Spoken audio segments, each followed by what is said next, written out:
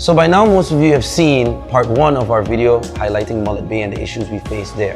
But we want to go more in depth now and really address some of the serious issues regarding our beaches, but also the property itself of Mullet Bay that has not had any sort of development for over 20 years. So with me today is Mr. Denisio Bryson, who has had almost 20 years experience in hospitality, quite a jack of all trades that can definitely give us a lot of wealth of information and highlight some of the steps forward. So we know sometimes in St. Martin, I guess we as locals know the beaches are public, but apparently there's been some legal dispute in that regard.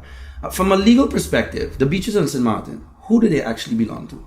Our book 5, I think, of our civil code says that the beaches are expected, are alleged, supposed to be the property of the government. Right.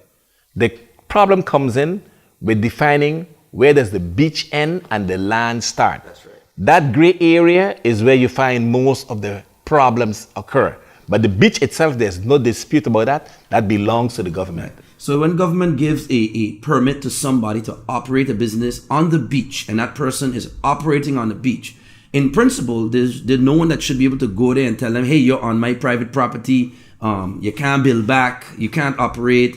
From what you're saying, that should not be the case. It should not be the case, but as I explained earlier, there's a gray area where the beach ends and the land starts.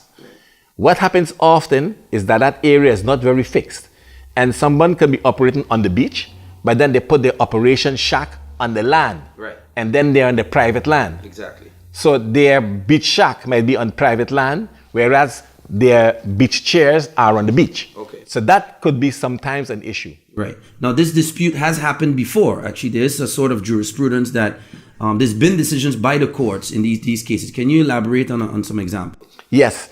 The case that I know very well was the Oyster Bay case, where Oyster Bay was trying to remove the people who had concessions from government to rent beach chairs on the beach. They went to court, and there it was established that even though Oyster Bay had a certificate of measurement, a made brief, stating that the property ran from the top of the hill to the water's edge, the court says that it might say that, but the beach still belongs to the government. End result was that Oyster Bay had to end up paying them out to leave the beach. Right. And some of them took some nice sums of money, Right. because they were operating on the beach. Right. So a made brief is not a definitive document that says absolutely whatever is written there, whatever is measured, it means you own it. Because in some cases, in these particular cases, instances where it states it runs to the water's edge, Yes. you do not own the beach. It is not included in your property. Got it. Because the higher law actually supersedes that made brief. Yeah, the made brief must comply with the law. Exactly. Okay. Now turning our attention to the Mullet Bay property itself. That, yes, we know is owned by a company or an individual.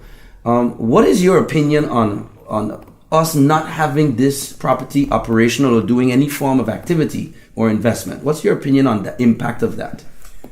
Having Mullet Bay not operational is like a plane losing an engine in full flight. Wow. A very dangerous situation.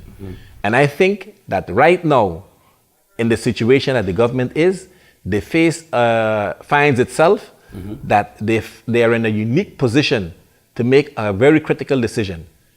The only way to make a good decision is to have the World Bank or some other institution, or even the government, conduct a feasibility as to what will be best for St. Martin. Consumption is the destruction of capital, whereas investment is the creation of capital. Right. Once you have finished putting a man's roof on his house, where is he going to work? Right.